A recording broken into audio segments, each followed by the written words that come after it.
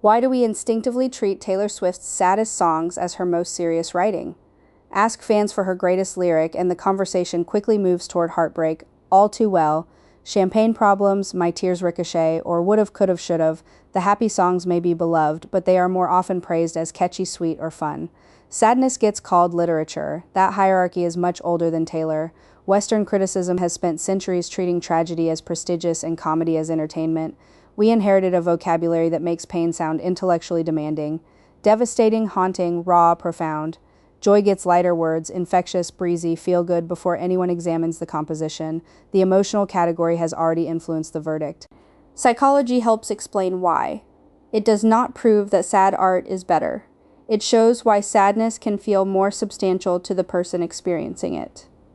In 2014, music psychologists Leila Taroufi and Stefan Kolsch surveyed 772 people about why they voluntarily listen to sad music. Listeners described 4 broad rewards: imagination, emotional regulation, empathy, and the chance to experience difficult feelings without real-life consequences. Most revealingly, the emotion reported most often was not sadness. It was nostalgia. That matters for Taylor's writing because nostalgia turns a song into a collaboration. Taylor supplies a scarf, a kitchen light, a remembered drive, or the exact silence after an argument. The listener supplies the person, the season, and the version of themselves attached to it. We may credit the song with all the emotional detail that our own memory contributes. A 2017 study compared sad and happy music across behavioral experiments and brain imaging. Sad music encouraged more mind-wandering and greater activity in regions associated with internally directed and self-referential thought. In simpler language, sad music gave the mind somewhere to travel. It encouraged listeners to wander through themselves. Another experiment, involving more than 300 participants, asked why sadness in music could be pleasurable. The strongest bridge between sadness and enjoyment was the feeling of being moved. That distinction is crucial. We do not necessarily admire a sad song because it makes us miserable. We admire the transformation. Private pain becomes language, shape, melody, and eventually recognition. Researchers call part of this aesthetic distance. Inside a song, sadness can be approached without the immediate danger of an actual loss. You can enter All Too Well, feel the emotional weather, and leave when the track ends. The pain is intense enough to matter, but contained enough to examine. Art creates a safe room for an unsafe feeling. There's also the broader negativity bias. Decades of psychological research suggest that negative information often captures more attention, receives more detailed processing, and remains more memorable than comparable positive information. A crack in a relationship demands an explanation. A peaceful afternoon does not. Conflict arrives with a mystery already attached that gives sad songwriting a structural advantage. Loss automatically creates a before and an after.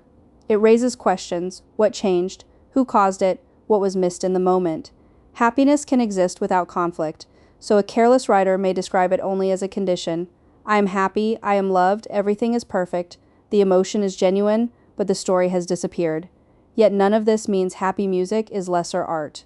Positive emotion performs different psychological work.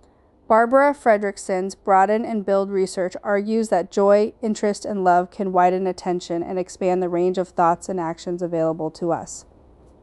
A 2017 experiment found that listening to happy, energetic music improved divergent thinking, the ability to generate multiple creative possibilities compared with silence.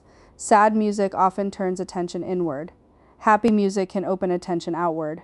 One invites excavation, the other invites expansion, and writing convincing happiness may be harder precisely because joy has fewer automatic signs of depth. Pain leaves evidence. Happiness must be observed before familiarity makes it invisible. A great happy song notices what people normally stop noticing once they feel safe. That is why You Were in Love deserves to stand beside Taylor's heartbreak writing. Its love is not established through a grand declaration. It appears through ordinary evidence: burnt toast, a photograph in an office, conversation after midnight, and silence shared without anxiety. The song treats stability with the same close attention that All Too Well gives to collapse. Daylight goes further. Its happiness is not naive or frictionless. The song remembers a younger understanding of love as something dramatic and burning, then replaces it with warmth, clarity, and choice. Joy becomes meaningful because the narrator can compare it with the emotional worldview she had to outgrow. Even Paper Rings, deliberately bright and playful, demonstrates a kind of craft criticism often undervalues. Its speed, internal momentum, comic exaggeration, and willingness to sound uncool are not absences of seriousness. They are formal decisions designed to reproduce infatuation. The song does not merely tell us the narrator is delighted, its composition behaves like delight. Happy songs also carry social functions that solitary critical listening can miss. They become entrances, weddings, road trips, inside jokes, and rooms full of people singing the same line. Their meaning is distributed across bodies and occasions rather than concentrated in private interpretation. Because that value looks communal and effortless, criticism often mistakes it for simplicity. Taylor herself has demonstrated how unstable the distinction can be. New Year's Day is a love song built around cleaning up after the party. Peace is devotion spoken through anxiety. Lover places fear of losing something inside the celebration of having it. Her most persuasive happiness usually contains memory, risk, or impermanence, not because joy needs sadness to become valid, but because attention makes any emotion specific. So why do we respect sad songs more? Partly because the mind processes negative material more intensely. Partly because sadness encourages memory, empathy, and self-reflection, partly because tragedy inherited centuries of cultural prestige, and partly because we have learned to call private contemplation profound while treating shared pleasure as merely fun.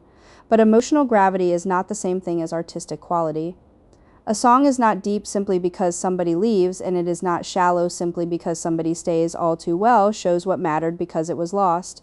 You Are in Love shows what matters while it is still present. Daylight shows the difficult intelligence required to recognize a happiness that does not resemble the fantasies you once trusted. Those are different artistic achievements, not higher and lower versions of the same one. Sad music invites us to excavate. Happy music invites us to expand. Excavation looks like work, so we readily call it art. Expansion can feel effortless, even when the songwriter has worked just as hard to make joy believable. Maybe the fairer question is not why Taylor's sad songs are so profound. We already understand that. The better question is whether we have learned to listen closely enough when she is happy. If you liked this deep dive on why it seems we value sad songs so much, subscribe for more analysis with receipts.